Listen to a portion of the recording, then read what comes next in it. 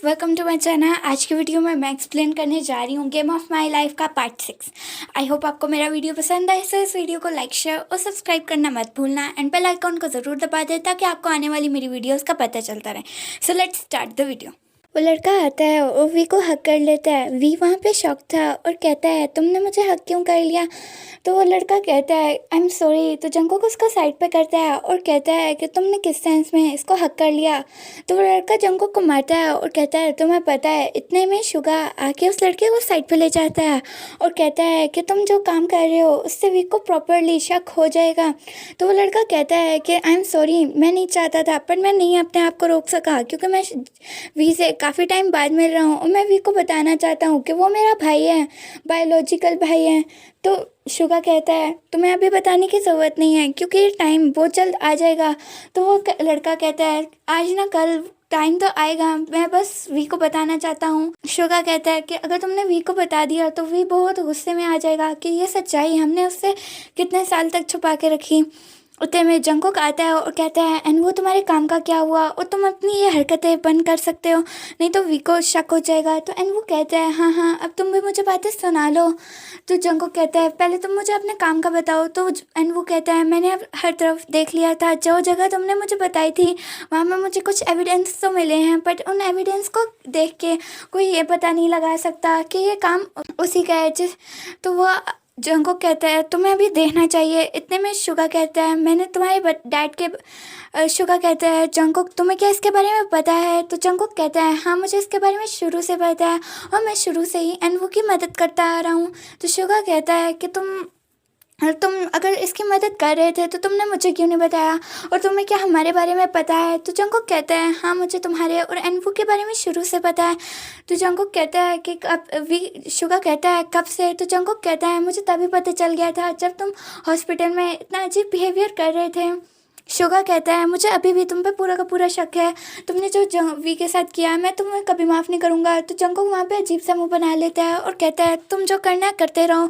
इतने में एनवू कहता है तुम दोनों लड़ना बंद करो, मुझे अभी अपनी टेंशन है।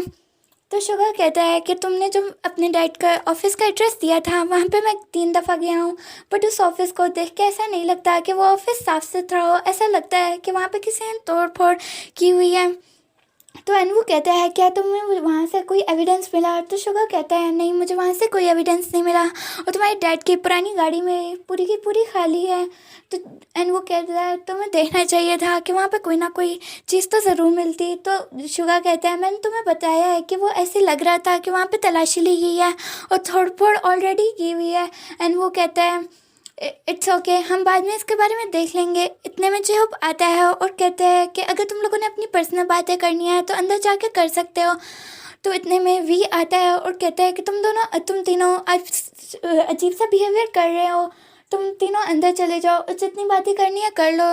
तो वो अंदर चले जाते हैं और अंदर जाके बैठते हैं। तो वी कहता है अच्छा ठीक है अभी हमें चलना चाहिए ताकि हम तुम तीनों को प्राइवेट स्पेस दे सकें।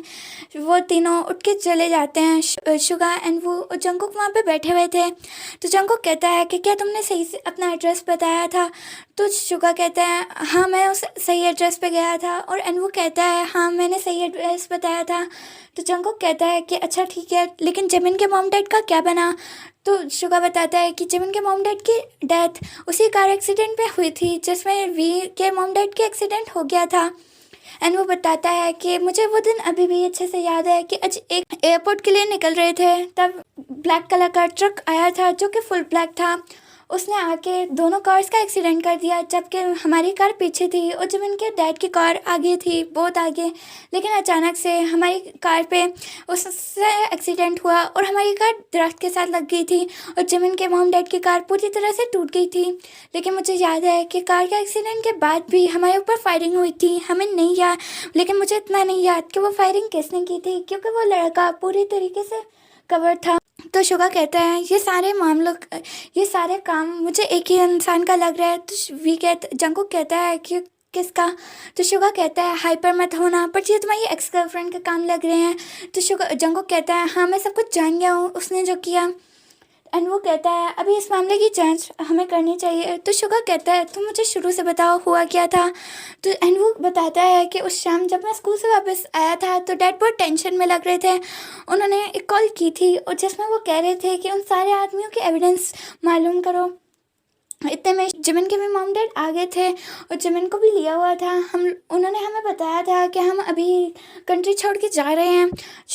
जिमिन के भी डैड बहुत टेंशन में लग रहे थे। तो हम लोग उसी टाइम पे एयरपोर्ट के लिए निकल गए थे, पर रास्ते में जो हादसा पेश आया वो तुम लोगों को पता है। शुगा कहता है कि हाँ मुझे पता है। शुगा जंगुक को कहता है कि जंगुक मुझे एक बात करनी है। तो जंगुक कहता है हाँ बोलो क्या हुआ। शुगा कहता है आज शाम को जब मैं वापस आ रहा था तो मुझे तुम्हारी गर्लफ्रेंड मिली।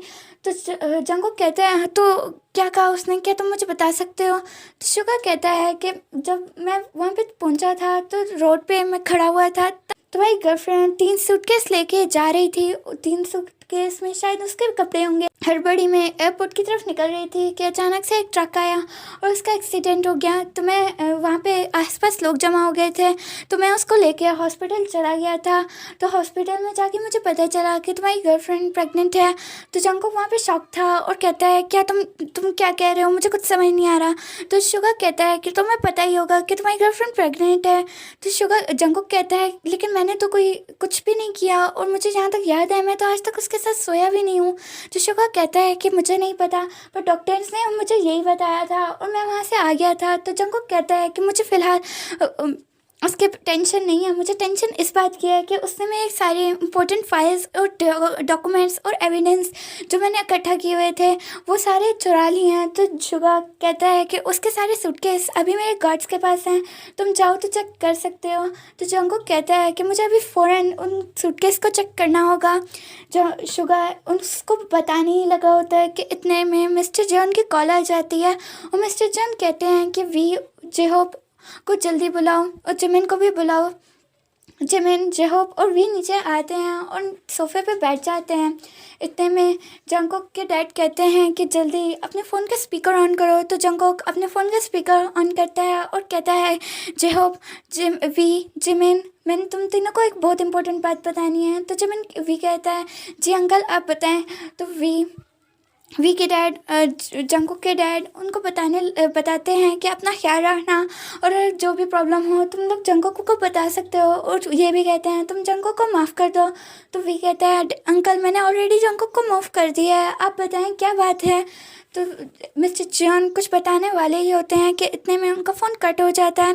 जंगुक फिर से उनको कॉल करता है और कहता है कि क्या हुआ, क्या आप ठीक हैं।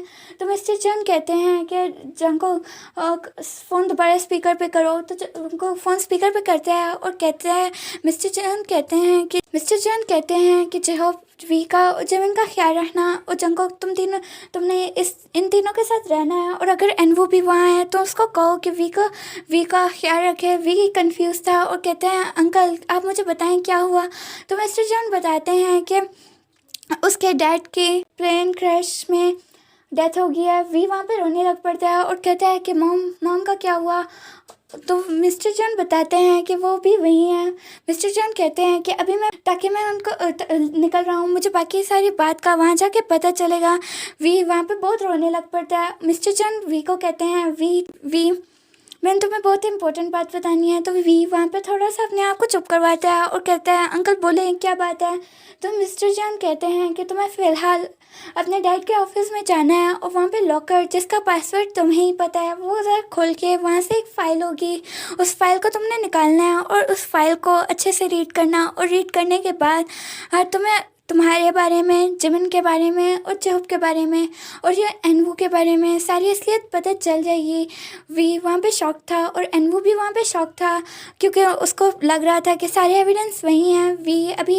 वी को कुछ समझ नहीं आ रहा था वो क्या करे। आगे क्या हुआ वो आपको नेक्स्ट पार्ट में पता चलेगा। मिलती हूँ मैं आपको नेक्स्ट पार्ट में, तब तक के लिए take care and bye bye.